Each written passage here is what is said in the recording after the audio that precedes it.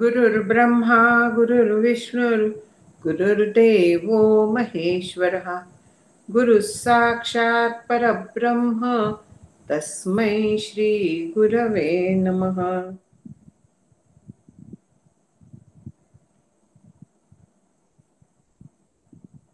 मूकं करोति वाचालं पङ्गुं लङ्घयते गिरिं यत्कृपातमहं वन्दे परमानन्दमाधवम्। रामो राजमणिः सदा विजयते रामं रमेशं भजे रामेणाभिहता निशाचरचमू रामाय तस्मै नमः। रामान्नास्ति परायणं परतरं रामस्य दासोऽस्म्यहं।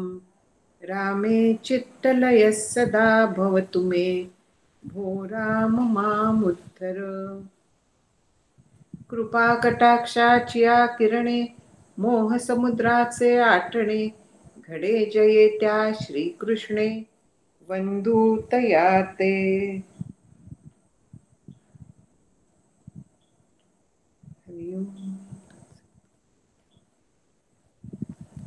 श्री मुकुंद राजांना नमस्कार करते, आपणा सगळ्यांना नमस्कार करते. आपला कारण देह निरसन पर्यंत झालेलं होतं. आता महाकारण देहाचा विचार करायचा. आधी मिथ्या उभारलं होतं, आता एकेकाचा निराश करणं चाललेलं आहे. तर महाकारण देह म्हणजे काय हे आपण पाहिलेलं होतं. ते इथे पुन्हा आता सांगतायतच की महाकारण देहाचा कल्पना काय आहे. बाकी देह आपल्याला थोडी तरी अंदाज येतो, पण महाकारण देह कसं म्हणायचं हा प्रश्न पडतो. म्हणजे जसं ह्याच ग्रंथात कानात ऐकू बघणाऱ्या अंतःकरण वृत्तीला श्रोत्र म्हणतात असं जसं म्हटलेलं आहे, त्यावेळी आपण त्या श्रोत्राची कल्पना थोडी बदलून घेतली. इंद्रिय वृत्तीला श्रोत्र हे आपण स्वीकारलं त्यावेळेस. तसंच हा जो देह आहे तर ती अंतःकरण वृत्तीलाच त्या देह नाव आहे. कुठची अंतःकरण वृत्ती तर ते आता सांगतायत आपल्याला की मी निरामये निर्गुण गुणसाक्षी चैतन्य घन यैसे स्वरूपाचे अनुसंधान ते नोहेसी तू. काय काय तू नाहीस हे एक एक मागे टाकत चाललोय आपण. खरा मी जो आहे मी कसा आहे, निरामय आहे. म्हणजे कुठलाही त्याच्यात दोष नाहीये, आजार नाहीये, मल नाहीये, काहीही नाहीये, पूर्ण निर्दोष आहे, निर्गुण आहे. या देहाच्या सगळ्या व्यापारांचा साक्षी आहे, गुणसाक्षी. सगळं जे देह काम करत असतो तर ते 3 गुणांच्या प्रभावाखाली करत असतो. माणूस कसा वागतो याच्यावरून आपल्याला कुठचा गुण त्याचा वरती आहे कळतं. आणि त्याचा आपल्याला साधनेत फायदा होतो की जर का मिरवायवसं वाटत असलं एखाद्याला, रजोगुण काम करतोय म्हणून आपण सोडून द्यायचं असतं. आपल्यातलं रजोगुण सुद्धा आपल्यावरती लक्ष ठेवून तो कसं काम करतोय हे पण आपल्याला बघता येतं की हे कुठच्या गुणाच्या प्रभावाखाली मी अशी वागते, आपलं आपल्याला कळून जातं. आणि मग त्या प्रभावाचा आपण अवहेर करायचा. तो गुणत्रयात आहे अवहेरी, हे जे माऊलीने म्हटलंय की नटावंसं वाटतंय स्वतःने नटायचं, मग देवाला नटवायचं. म्हणजे तोच रजोगुण हा सत्वगुणाकडे जातो, शुद्ध होऊन जातो. ती जी उर्मी आहे नटायची ती योग्य चॅनलाइज करायची थोडक्यात. आणि तसं केलं तर आपली साधना पण होते आणि त्या गुणांना आपल्याला वाव देता येतो. पण हे साधनेचं आपल्या झालं. हे सगळे देहाची जी अंतःकरणाची जी ही कर्म आहेत ती गुणांच्यामुळे चाललेली असतात आणि त्याचा ती मला कळतात. जेव्हा आपण म्हणतो की ही कशामुळे चालली आहे तर तेव्हा ती मला कळतात म्हणून मी हा विचार करू शकते ना. मला कळतात म्हणजे मी साक्षी आहे, गुणसाक्षी आहे. आणखीन मला ज्ञान होत आहे, मी चेतन आहे, चैतन्य घन आहे. असं स्वरूपाचं निदिध्यासन करायचं. म्हणजे जेव्हा कुठलाही आपण व्यापार म्हणतो तर त्याचा मी साक्षी आहे, मी चैतन्य आहे आणि मी त्यापासून अलिप्त आहे. हा निधिध्यासनाचा प्रकार आहे. ब्रह्म अनुपास्य आहे हे खरं आहे, पण त्या अनुपास्य ब्रह्माचं अशा पद्धतीने अनुसंधान ठेवणं, निधिध्यासन ठेवणं, हीच त्याची उपासना असते. त्याला वेगळी उपासना नाहीये. म्हणून गीतेत 12व्या अध्यायात प्रश्न विचारलाय ना की सगुण आणखी निर्गुण जे तुझे भक्त आहेत तर त्यातला जास्त चांगला कुठला. त्याच्यावरती भगवंतांनी सगुणालाच उत्तम माप दिलाय. कारण जे अव्यक्ताची उपासना करतात त्यांना आलंबनाला आधार काही नसतो. आलंबन म्हणजेच आधार. अंतःकरण चिकटून राहण्यासाठी आधार नसतो. आणखीन आपण त्या अव्यक्तात हरवण्याचा संभव असतो. म्हणून ती उपासना कठीण म्हटलेली आहे. इथे जे सांगितलेलं आहे ते मी ब्रह्म हेच अनुसंधान आहे. आपण ध्यानाच्या वेळेस जसं करतो तसंच हे निधिध्यासन अखंड जेव्हा आपण करतो तर तेव्हा त्यालाही महाकारण देहच थोडासा कमी प्रतीचा, कारण तेव्हा बाकी पण आपल्याला भान असतं. खरा महाकारण देह जे आहे तुझं स्वरूप अनुसंधान ते तुझी देह महाकारण. पुढे म्हणतात की तेयाचा द्रष्टा ते कव्हणू तू वाचून या. केवळ अंतःकरणात सोहमची वृत्ती राहिली. दुसरं तिथे काहीही भान नाहीये. सोहमचं भान आहे पण बाकी देहाचं नाहीये. मी कुठे बसली आहे त्याचं भान नाहीये. किती वेळ झाला माहिती नाहीये. बाहेर काय चाललंय अजिबात पत्ता नाहीये. काहीही ऐकू येत नाहीये. काही स्पर्श जाणवत नाहीये. केवळ सोहमचं अनुसंधान आहे. थोडक्यात देहाचं विस्मरण झालेलं आहे.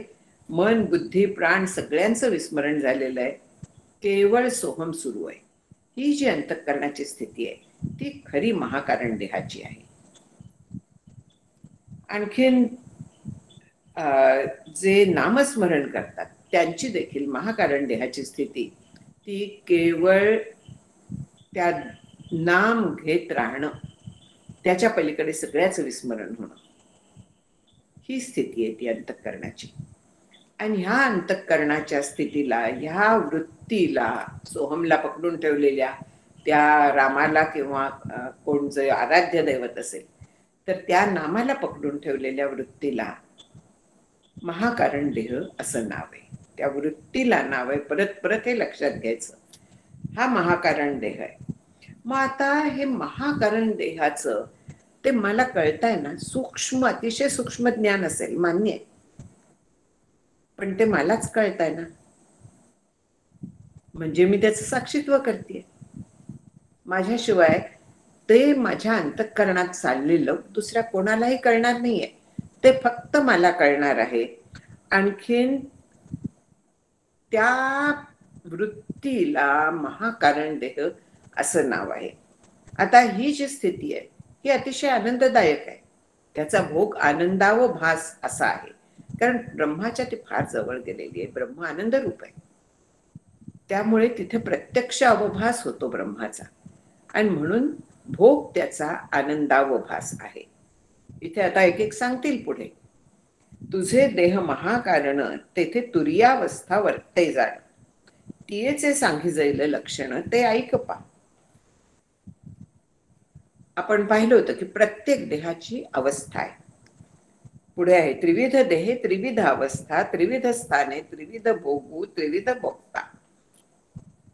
3 देहांचं हे सगळं सांगून झालेलं आहे.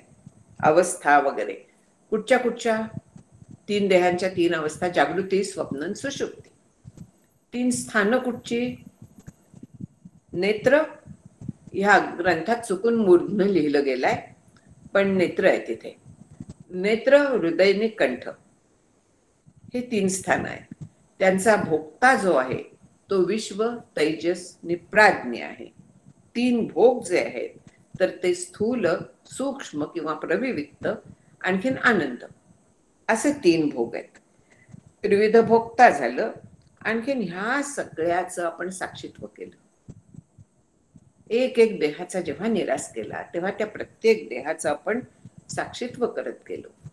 आणखीन अशा साक्षीत्वाच्या स्थितीला ही सगळी जी व्यवस्था आहे त्याला तुरिया असं म्हणतात.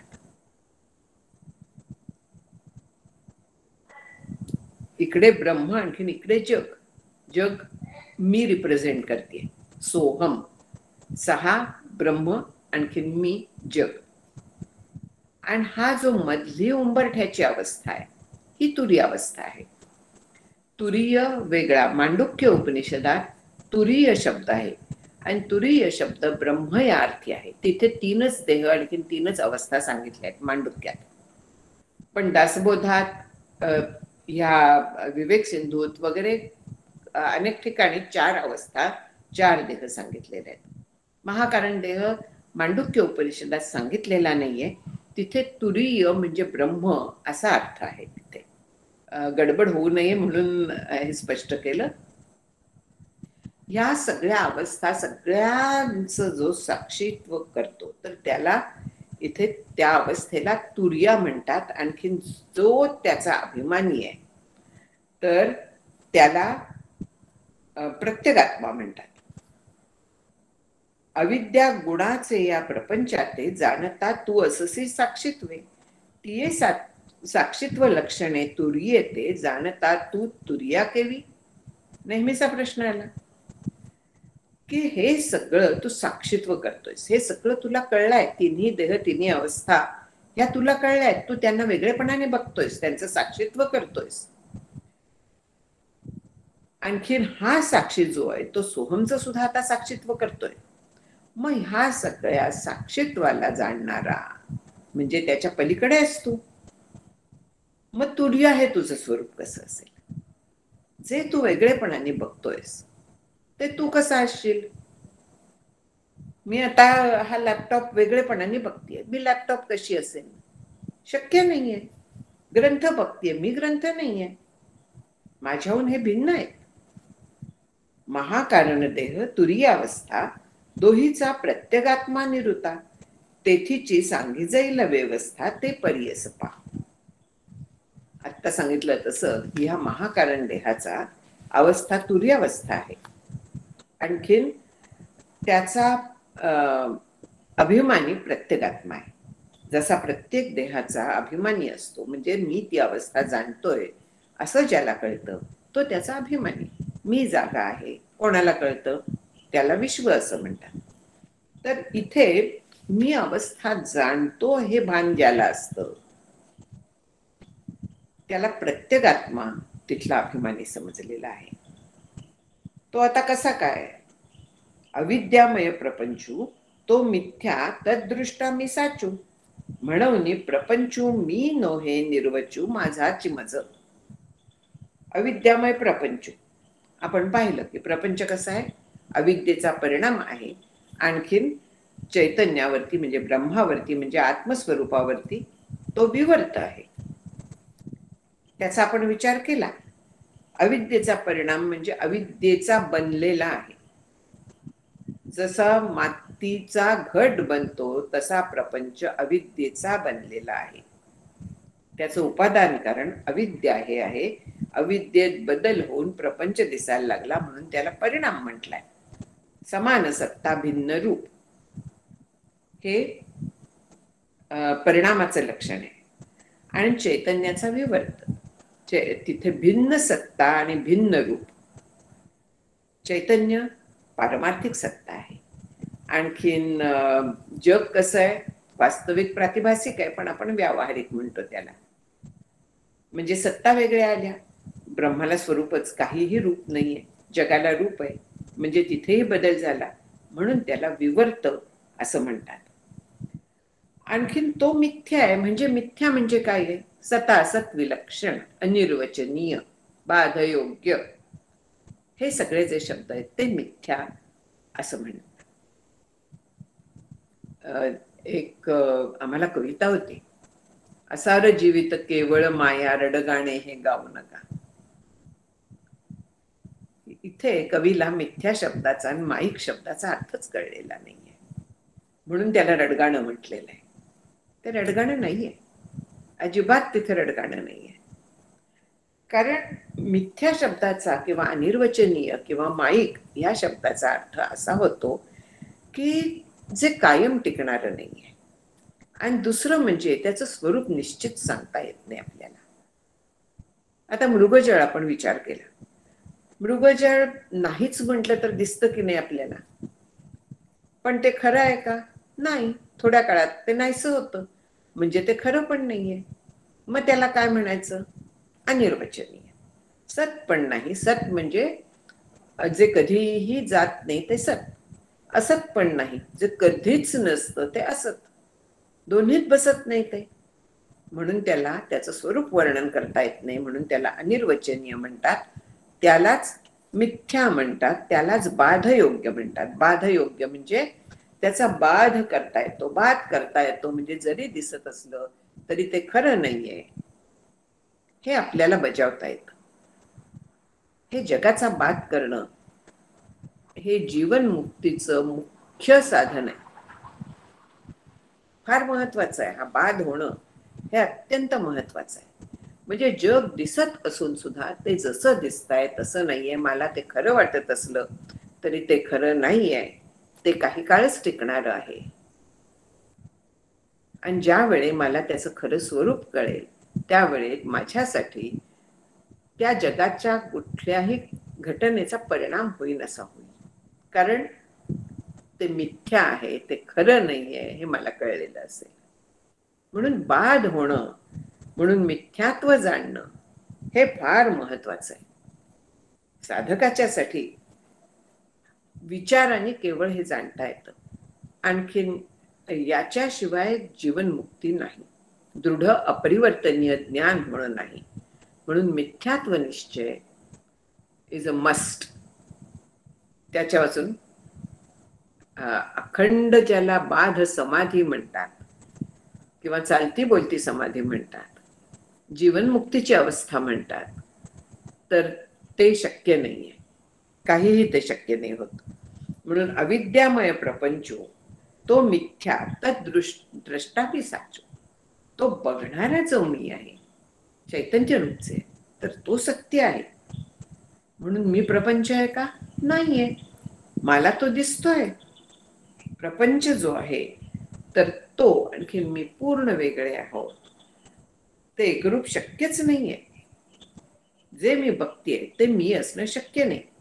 जे निर्गुण, नित्य, निर्मळ, स्वस्वरूप निखिळ, तेची मी अभिमान सकळ, तेथ तोची प्रत्येकात्मा. इथे आता काय म्हटलंय की निर्गुण आहे, ज्याला कुठल्याही गुणांचा मळ नाहीये, निर्मळ आहे असं ते. नित्य आहे म्हणजे कायम असतं, समर्थ ज्याला असतची असे असं म्हणतात. असं जे ब्रह्म आहे तर मी ते आहे, ते माझं स्वरूप आहे. आणखीन हे जो जाणतो, हे ज्याच्या लक्षात राहतं, तो प्रत्येगात्मा आहे. म्हणजे प्रत्येगात्मा हा मी ब्रह्म आहे सहा अहमचा अभिमानी झाला. दुसऱ्या भाषेत हे ब्रह्म मी आहे हे जाणणं काय, सहा अहम म्हणणं काय, दोन्ही एकच आहे ना. हे म्हणणारा जो आहे त्याला प्रत्येगात्मा असं म्हणतात. प्रत्येगात्मा हा तिथला अभिमानी आहे. हा प्रत्येगात्मा अभिमानी तू नोहेसी तुझं दृश्य म्हणवणी, आनंदाव भासू भोग स्थान मूर्धनी तू नव्हेसी. परत सगळं सांगतायत त्याचं की हा प्रत्येगात्मा तिथला अभिमानी आहे. म्हणजे सोहम ज्याला कळतं तो प्रत्येगात्मा आहे. तिथे स्थूलता नाहीये, म्हणून प्रत्येगात्मा अभिमानी आहे. पण मला कळताय की सोहम चालू आहे,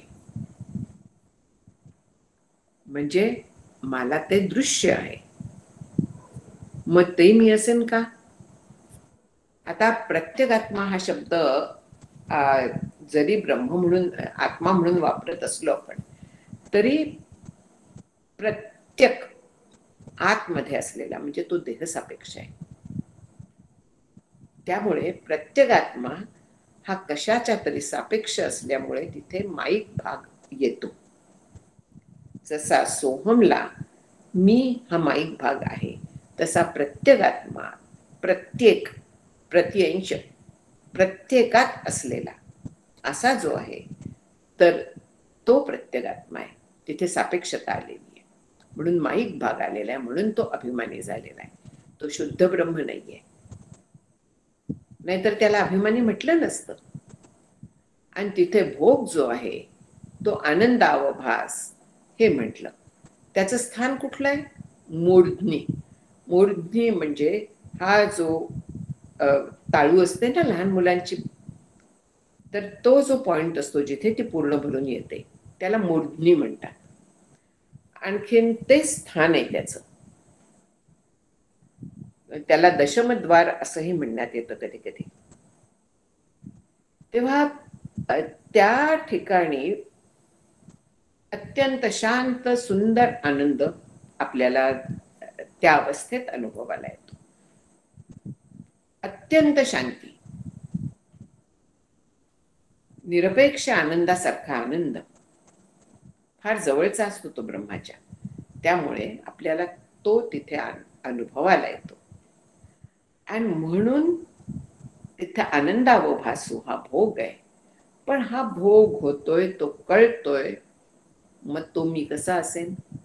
ज्या अर्थी मला कळतोय त्या अर्थी मी त्याची साक्षी आहे, आणि साक्षी असल्यामुळे ते मी नाही. जो शुद्ध सत्वगुण अविद्येचा हा पंचविध प्रपंचुतयाचा तू द्रष्टा या अशेषाचा स्वयंप्रकाशू. सत्वगुण आणखीन त्याच्यातून आपलं जे सूक्ष्म देह आहे पंचविध प्रकारचं, सूक्ष्म देह अपंचीकृत पंचमहाभूतातनं त्याच्या सत्वगुणाच्या अंशापासून अंतःकरण पंचक हे बनलेलं आहे. आणखीन म्हणून हा अविद्येचा जो आहे त्यातल्या शुद्ध सत्वगुणातनं अंतःकरण पंचक बनलेला आहे. आणि मी कोण आहे? स्वयंप्रकाश असा आत्मतत्व, ते मी आहे, ते ब्रह्म मी आहे. म्हणजे मी सत्वगुण नाही आहे, मी त्याच्यापासून वेगळा आहे. सगळा प्रपंच जो आहे तर तो त्या गुणांपासून झालेला आहे निर्माण. मग तोच मी कसा काय असेल? मी ते नाही आहे, मी ब्रह्म आहे. या प्रपंचापासून मी पूर्णपणे वेगळी आहे. शुद्ध प्रपंचापासावं वेगळा झालासी सर्वथैव, निरालंब साक्षी स्वयमेव आता तूची तुपै. एवढं सगळं सांगून झाल्यानंतर श्री गुरु सांगतायत की हे तुझ्या आता लक्षात आलंय की तू महाकारण देह सुद्धा नाहीस. साधनताचं जे अत्यंत सूक्ष्म टोक आहे तो महाकारण देह आहे. सोहम एवढ्या जिथे राहतं तेवढाच फक्त विचार जिथे राहतो, तर ते सगळ्यात सूक्ष्म भाग तू नाहीस हे तुला कळलंय आता. म्हणजे तू सगळ्या प्रपंचापासून, ह्या शुद्ध प्रपंचापासून सुद्धा वेगळा झालायस. कारण देहापर्यंत अज्ञान होतं. हा ज्ञानाचा प्रांत आहे.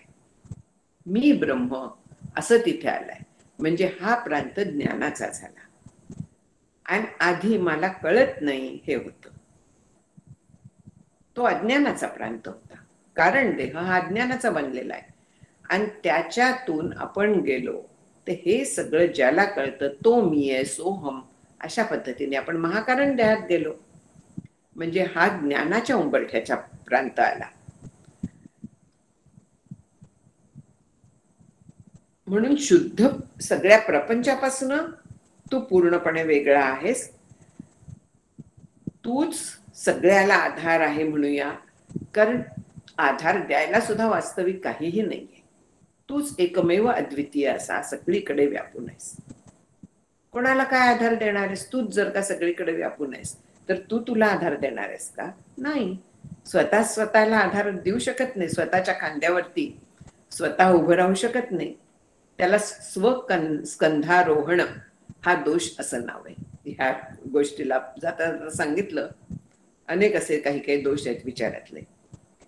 पण तू कसा आहेस तर तुला कोणाचाही आधार नाहीये. तू एकमेव आहेस, अद्वितीय आहेस, म्हणजे दुसरं काहीही नाहीये. कसलाही तुझ्यात भेद नाहीये. पूर्णपणे तू यांच्यापासून वेगळा आहेस, त्यांचा साक्षी आहेस. तू साक्षी सुद्धा कोणाचा आहेस? तू स्वतः साक्षीत्व करतोयस. आणि तू व्यापक आहेस, सगळीकडे तूच आहेस, तुझ्याशिवाय जगात दुसरं काहीही नाहीये. इथे तत्वम असी हा उपदेश झालेला आहे. पुढे बघूया त्याचा येणार आहे, त्यामुळे आता नाही त्याच्याबद्दल बोलायला. जे निर्गुण निराकार निर्विकार निराभास निराकार जेथ नाही पारावार ते स्वरूप तू. कोण तू आहेस? तू निर्गुण आहेस. हा गुणांचा संघ तू ओढवून घेतलेला आहेस. तू वास्तविक गुणात अडकलेला नाहीयेस, तू निर्गुण आहेस, निर्विकार आहे. जे विकार आहेत, अस्ति जायते वर्धते वगैरे, ते सगळे देहाला आहेत. तुला विकार नाही आहेत. तुझ्या मनाला विकार आहेत. मन इकडे तिकडे धावतं, रागावतं, रडतं. विकार मनाला आहेत, अंतःकरणाला आहेत, तुला नाही आहेत. तू ह्या सगळ्या विकारांच्या पासून पूर्ण वेगळा आहेस, त्यांचा तू साक्षी आहेस, तू निर्विकार आहेस, निराभास आहे. म्हणजे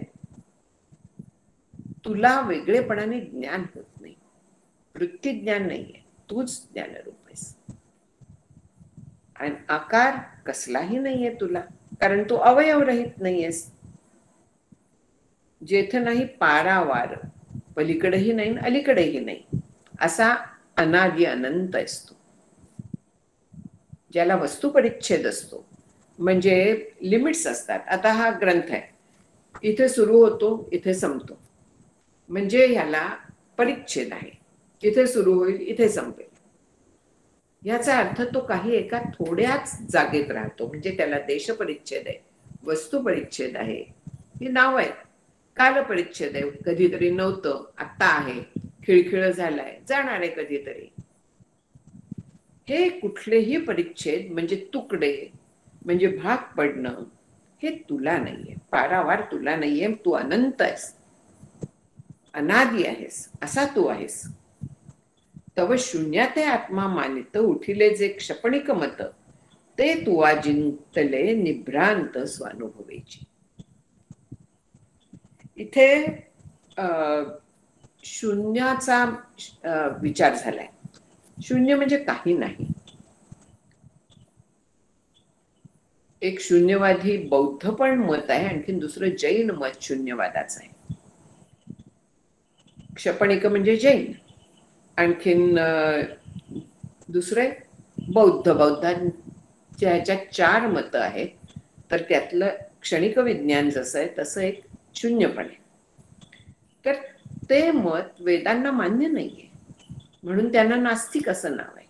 जे वेद प्रामाण्य मानत नाहीत ते नास्तिक आहेत. बौद्ध जैन वेदांना मानत नाहीत, त्यामुळे त्यांना नास्तिक म्हणण्यात येतं. शून्याला आत्मा म्हटलं तर त्याच्यातनं कसं काय काय निर्माण होईल? आणि तू तर अज्ञानाच्या पलीकडे गेलाय. शून्याचं स्वरूप केवळ अज्ञान हे आहे, कारण देहाच्या तू पलीकडे गेलेला आहेस. तू तर तो जिंकलेला आहेस. तुला अनुभव येतो की त्या शून्याला जाणणारा तू आहेस. काही नाही असंच आहे त्याचं स्वरूप आहे शून्याचं. ते तुला कळताय, तू तिथे होतास, म्हणजे शून्य अस्तित्वातच नाहीये. ते तू जाणतोयस, तू तिथे होतास. कारण सांगतायत पुढे, अत्यंत जो अभाव तो शून्याचा स्वभाव, म्हणून हे बोलण्याची वावो खंड ज्ञान. अत्यंत अभाव, अभाव म्हणजे नसणं, अत्यंत म्हणजे कधीच नसणं. अभावाचे 4 प्रकार सांगितलेले आहेत. प्राक अभाव, त्याला प्राग भाव असं म्हणण्यात येतं. होतं काय, हल्ली संस्कृतचं ज्ञान थोडंसं काय म्हणूया कमी झालेलं आहे, आणि त्याच्यातल्या संधींचं ज्ञान आणखीन थोडंसं विस्मरणात गेलेलं आहे. तर प्राकचं कचा हलंत आहे, पाय मोडलेला आहे, त्याचं ग होतं प्राग भाव, म्हणजे प्राक अभाव. प्रध्वंसा भाव, सा मध्ये प्रध्वंस अभाव म्हणून तो सा झाला. हा प्रध्वंस अभाव म्हणजे कुठचीही गोष्ट, प्राक अभाव म्हणजे वस्तू निर्माण होण्याच्या आधी जो तिचा अभाव असतो त्याला प्राक अभाव म्हणतात. वस्तू नष्ट झाल्यानंतर तिचा अभाव होतो त्याला प्रध्वंस अभाव किंवा प्रध्वंस अभाव असं म्हणतात. एका ठिकाणी असलेली वस्तू दुसऱ्या ठिकाणी नाही. इथे ग्रंथ आहे, पलीकडे तो नाहीये. इथे मोबाईल नाहीये, म्हणजे अन्योन्य अभाव झाला. जिथे ग्रंथ आहे तिथे मोबाईल नाहीये, मोबाईल जिथे आहे तिथे ग्रंथ नाहीये. एकाचा दुसऱ्यात असलेला अभाव, याला अन्योन्य अभाव म्हणतात. यालाच दुसरं भेद ज्ञान असंही म्हणतात. कारण अनेक गोष्टी असल्याशिवाय असा अभाव शक्य नाही होत, म्हणून त्याला भेद म्हणून पण म्हणतात. हे अन्योन्य अभाव. आणखी चौथा जो आहे तो अत्यंत अभाव. अत्यंत अभाव म्हणजे गोष्ट ती कधीही अस्तित्वातच नाही. सशाचं शिंग, सशाला शिंग नसतं कधीच. कधीही कोणीही सशाला शिंग पाहिलेलं नाही आजवर. त्यामुळे सशाचं शिंग हे अत्यंत अभावाचं उदाहरण आहे. असं अत्यंत अभाव ते शून्याचं स्वरूप आहे. काही नाही हे शून्याचं स्वरूप आहे. आणखीन म्हणून शून्य म्हणजे आत्मा हे मानणं पूर्ण चूक आहे. आत्मा कायम असतो, आणखीन शून्य कधीच नसतं. ते दिवस आणि रात्री इतके विरुद्ध असल्यामुळे तेच ते कसे असतील, ते असणं ते शक्य नाहीये, हे तू लक्षात घे. आत्म्याला शून्य मानू नकोस. ते खंड ज्ञान आहे, अर्धवट ज्ञान आहे. ते कारण देहापर्यंत पोचणं आहे, त्याच्या पलीकडे पोचणं नाहीये. ते तू त्याच्या पलीकडे आलाय, त्याचं देखील तू साक्षीत्व करतोयस, हे तू लक्षात घे. काहीची नाही ते शून्य, तया ते जाणे जे चैतन्य, ते सर्व काळी विद्यमान असतची असे. काहीही नाही, पूर्ण अभाव, त्याला शून्य म्हणतात. शून्याला अस्तित्वच नाहीये. शून्य ज्ञान आहे, म्हणजे ज्ञान ज्याला होतं तो तिथे आहे. मग शून्य आहे कसं काय म्हणता येईल? ज्याला ज्ञान होत आहे त्याचं तिथे अस्तित्व असल्यावरती शून्य कसं काय त्याला म्हणता येईल आपल्याला? कारण हे ज्ञानरूपता जी आहे, ज्ञान म्हणजे चित, सत, एक चित म्हटलं की सत आणि आनंद हे अध्याहाराने घ्यायलाच लागतात. जसं एक मन म्हटलं की बुद्धी, चित्त, अहंकार हे अध्याहाराने घ्यायला लागतात. विवेक, वैराग्य म्हटलं की पुढे समाधी, षटक, मुमुक्षुत्व घ्यायला लागतं. त्या ग्रुप मधली एक गोष्ट स्वीकारली की बाकीच्या त्याच्यात आल्याच हे धरायला लागतं. जेव्हा आपण अभ्यास करतो तर त्यावेळेस नेहमी संत काय किंवा शंकराचार्यांच्या सारखे म्हणूया, ते सगळ्या यादी वाचत बसत नाहीत कधी. एखादी सांगतात, मग बाकीची आपल्याला अभ्यास करताना ती स्वीकारायची असते आणि त्यांचा विचार करायचा असतो. ते आपल्याकडनं एक्सपेक्टेड आहे. जर का आपण तेवढंच धरून बसलो तर आपल्याला खंड ज्ञान होईल, अपूर्ण ज्ञान होईल. म्हणून सगळं आपल्याला ते स्वीकारायला लागतं. आणखी इथे जे सांगताय ते तसंच सांगतायत की आत्म्याला शून्य मानणं हे खंड ज्ञान आहे, म्हणजे अर्धवट ज्ञान म्हणतोयस तू. आत्म्याच्या शिवाय काही नसतं, काहीच नसतं असं नाही. फरक आहे. आणि शून्याच्या पलीकडे जे केवळ अस्तित्व आहे त्याला महाशून्य असं सुद्धा नाव आहे.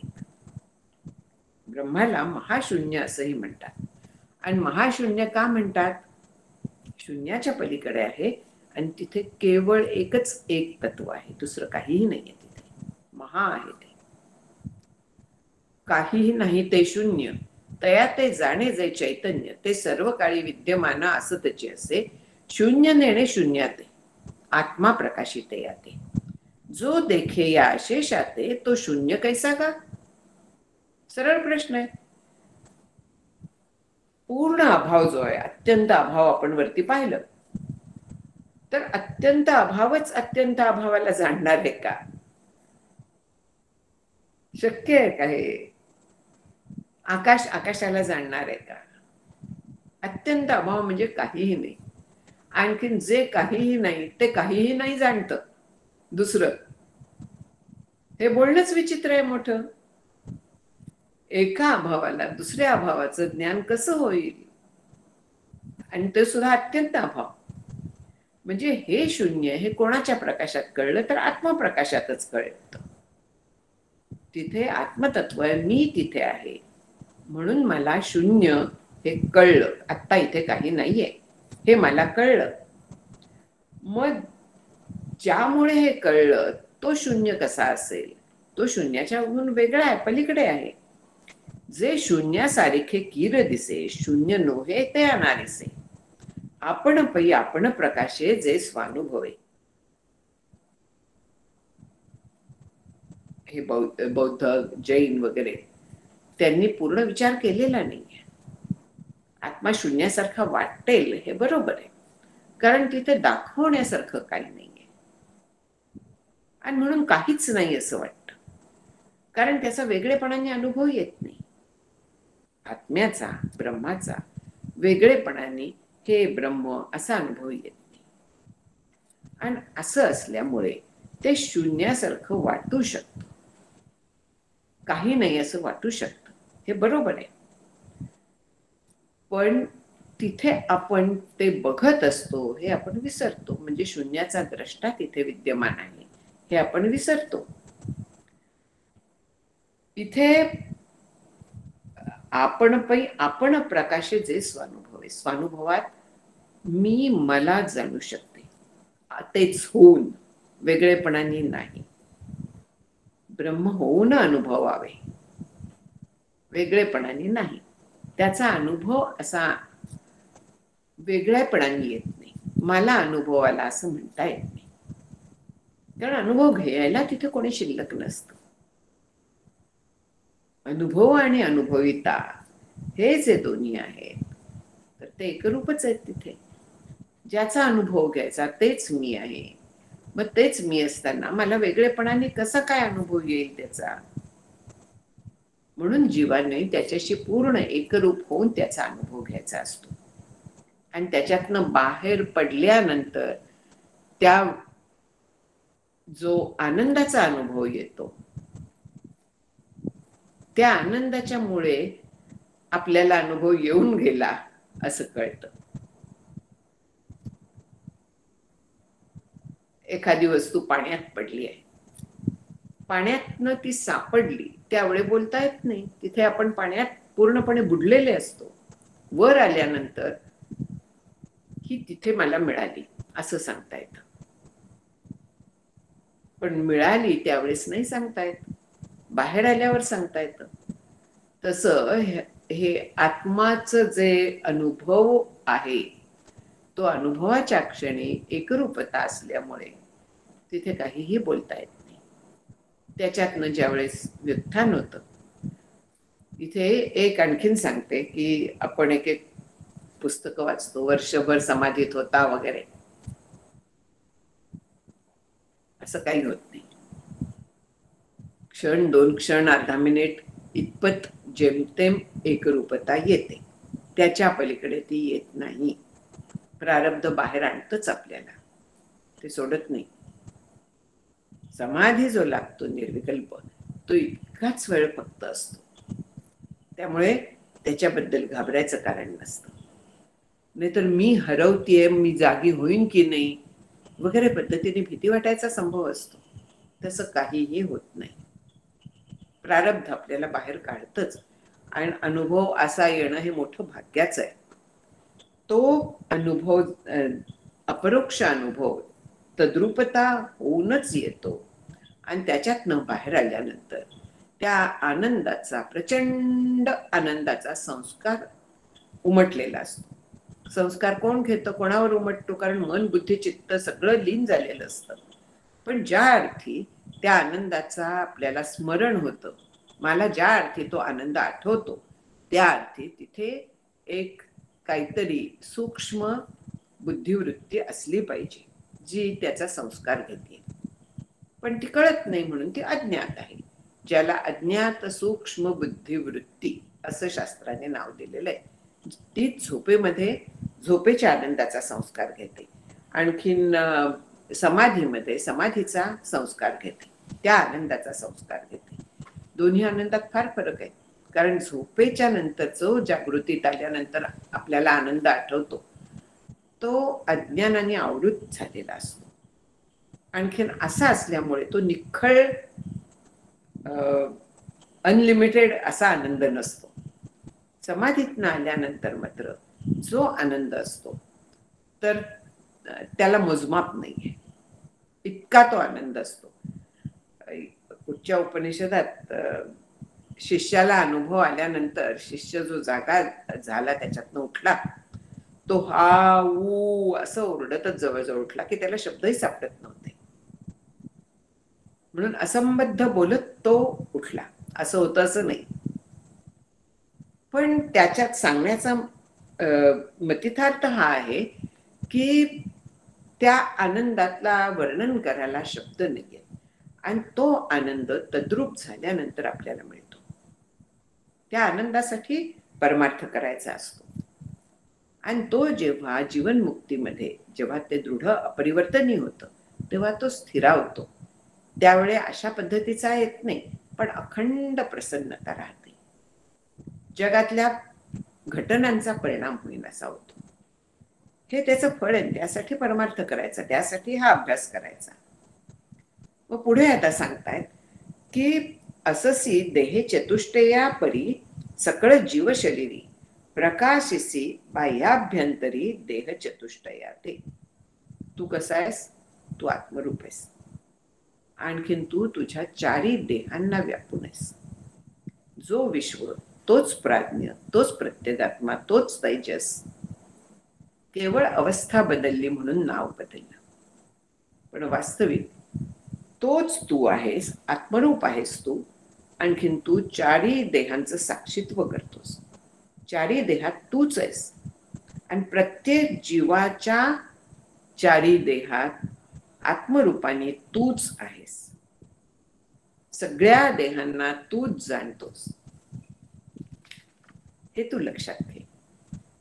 जीवाचे देह चतुष्टय द्रष्टेयासी तुझं ज्ञेय, तू शुद्ध चैतन्य अप्रमेय तेची तू कैसेनी. आता परत मुद्द्याचा प्रश्न आला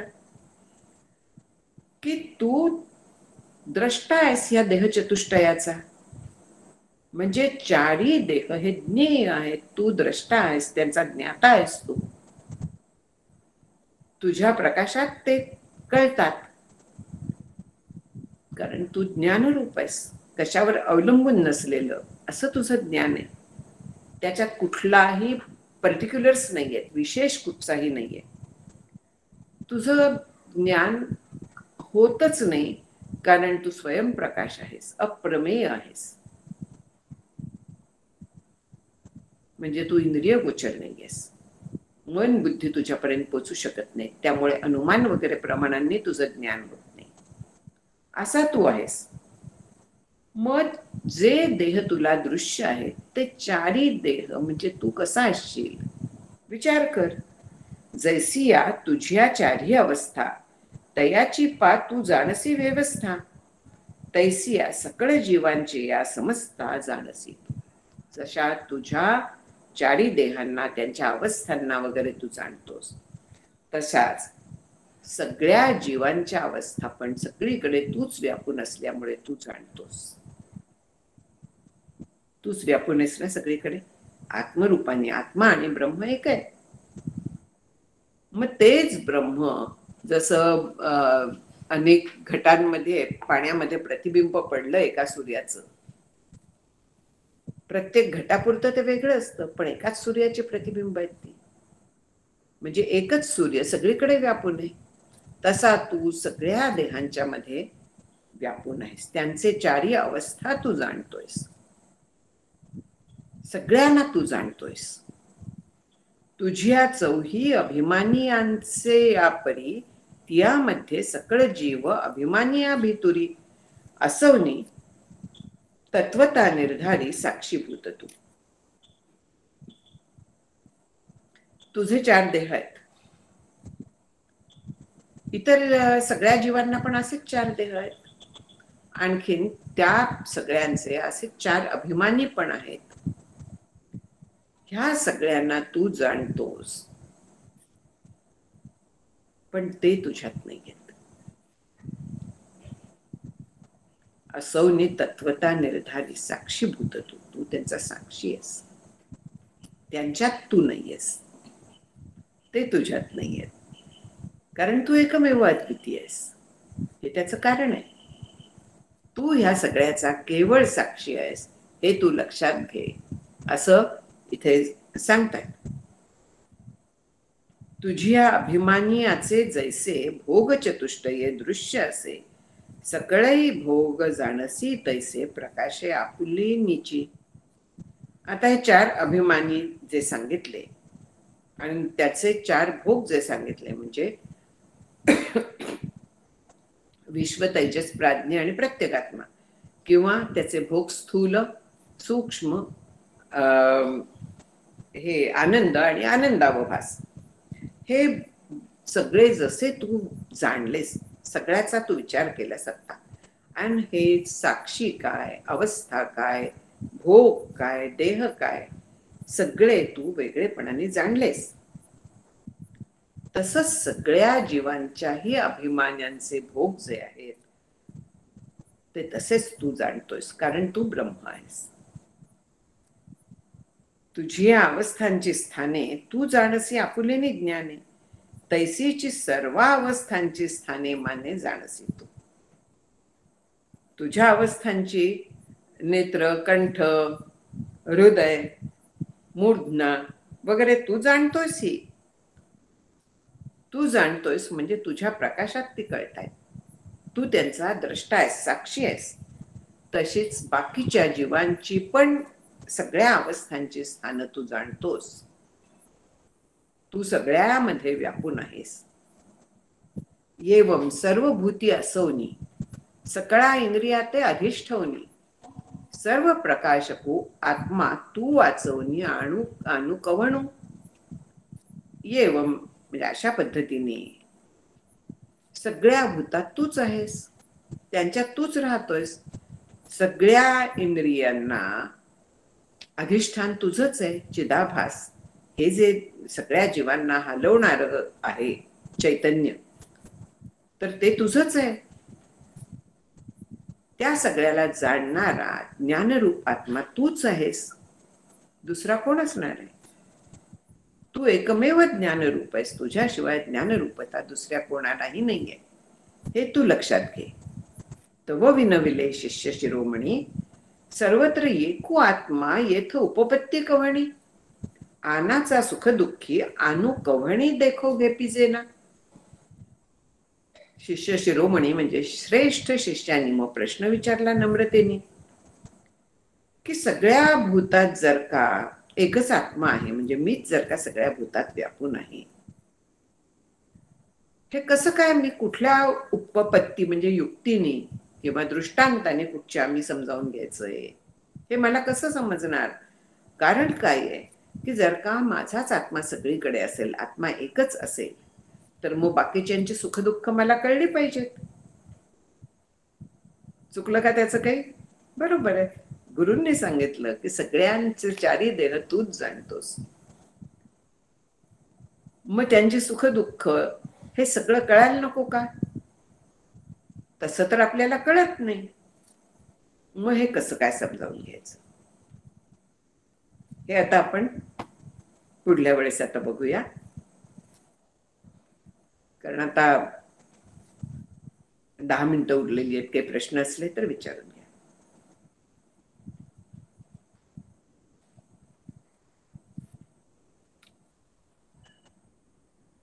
नसले तर पुढे जाता येईल.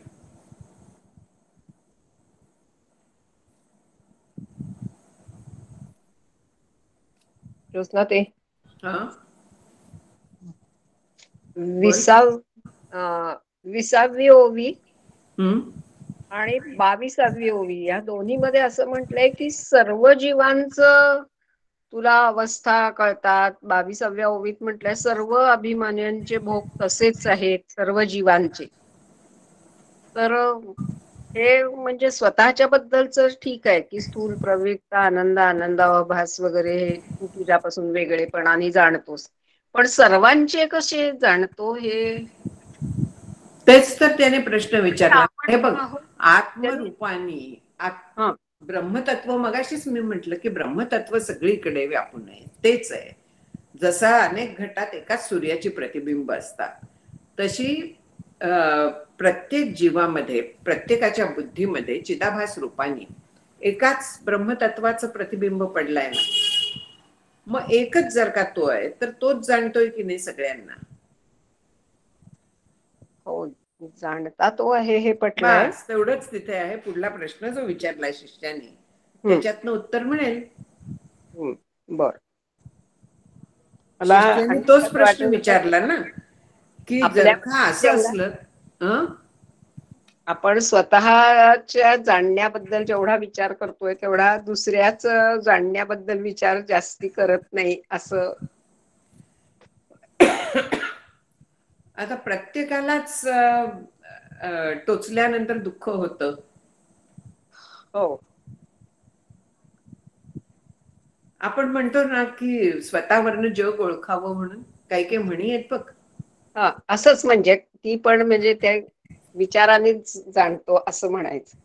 नाही, त्याचं उत्तर वेगळं येतं ना. आत्मतत्व एकच आहे पण देह वेगळे आहेत ना. हो, हो, उपाधी वेगळ्या आहेत ना.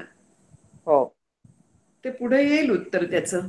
बरोबर. कारण हेच म्हटलंय ना, मज सकळ साक्षीत्व. त्याचं वर्णन छान केलंय ना ज्योत्स्नाताई.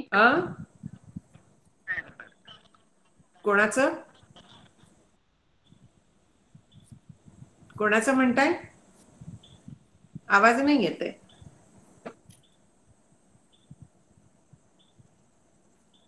हॅलो सुनंदाताई, आवाज नाही येते तुमचा. ज्योत्स्नाताई, मी गीतांजली बोलतेय. हा बोला.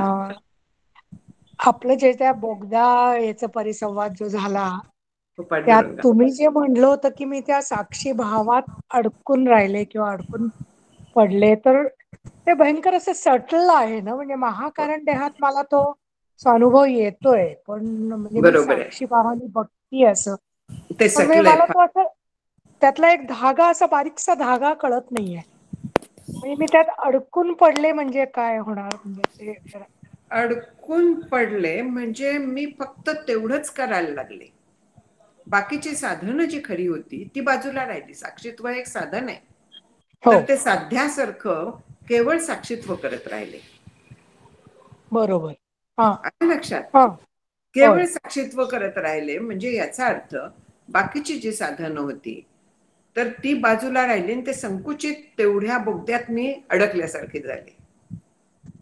पण म्हणजे एखादं साधनच आपण फॉलो करत गेलं आणि तिथपर्यंत पोहोचलं, त्याऐवजी मी हे पण साधन करीन ते पण साधन करीन करेक्ट. आणि त्यात असं त्याचा आहे का अर्थ, म्हणजे काढता येईल का? त्याचा नाहीये. म्हणजे तशा पद्धतीने आपण साधनाच्या बोगद्यात अडकतो आणि हे पर्टिक्युलर साधनाच्या बोगद्यात अडकलं होतं. हम्म.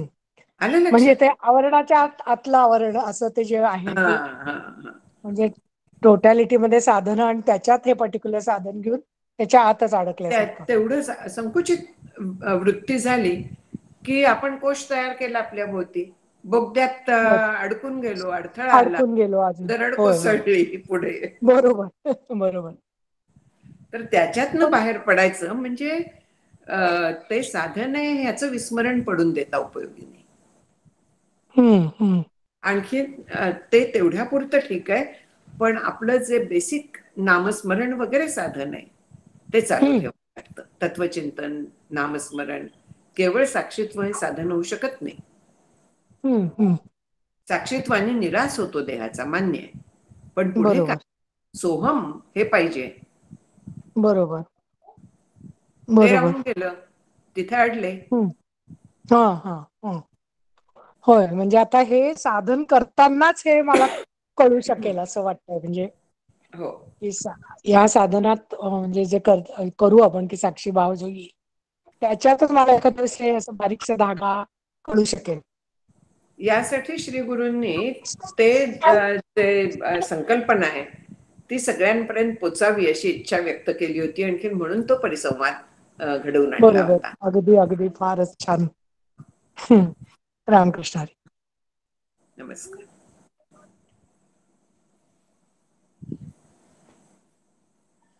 ज्योत्स्ना मावशी, नमस्कार. नमस्कार. मला या ह्याच्यातला 13वा जो श्लोक आहे ना, तव शून्यात ते आत्मा मानित उठिले जे क्षपणिक मत ते तुवा चिंतिले विभ्रांत स्वानुभवेची. याचं जरा आणखीन एकदा स्पष्टीकरण सांगाल काय? थोडं समजलं नाही. यातलं काय नाही एक्झॅक्टली कळलेलं. ते जे इन ब्रॅकेट मध्ये आहे ना, क्षपणिक या शब्दांचा क्षेपक असा अर्थ घेऊन वेद बाह्य हा त्याचा लाक्षणिक अर्थ केला आहे. याच आणि जैन त्याचा मत अर्थ शून्यवादी. हा, त्याचा अर्थ थोडासा. तुम्हाला क्षेपणास्त्र माहिती आहेत ना? हा, माहिती. हा, माहिती. माहितीये. म्हणजे हो क्षेपक म्हणजे काय? बाहेर टाकणं, हो. फेकणं. बरोबर. हो. तर वेदांना दूर सारलेलं आहे ज्यांनी. हा हा हा हा, अच्छा अच्छा. ओके ओके, बरोबर बरोबर. हा अर्थ तिचा अभिप्रेत आहे. लागला ना अर्थ पूर्ण? हो, लागला लागला. हा, कळलं कळलं. चालेल चालेल, समज. आणि कालचं छान झालं सगळ्यांचं ताई. हो, आपलं सगळ्यांचं. बोगदा सगळ्या आचार्यांनी अगदी इतकं छान मार्गदर्शन केलं ना, आवडलं. होय. म्हणजे पूर्ण बोगदा कळला. त्याच्यात फार पैलू आहेत. तो नेव्हर एंडिंग आहे. हो हो हो, येस येस. धन्यवाद ताई, नमस्कार. नमस्कार.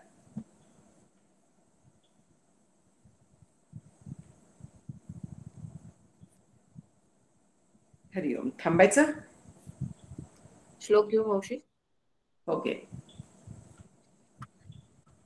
भावी पूर्ण कृपा गुरु मजबरी प्रार्थित भावे तुला वारी सर्व अधिष्टने निलया संमोह जो वाढला अज्ञानांध जनांचे मुक्त करुणी शांती पदी वैसवी विनती हीच असे न मागत तुझे भक्ती तुझी ही हवी. सद्गुरुनाथ महाराज की जय. जय श्रीराम.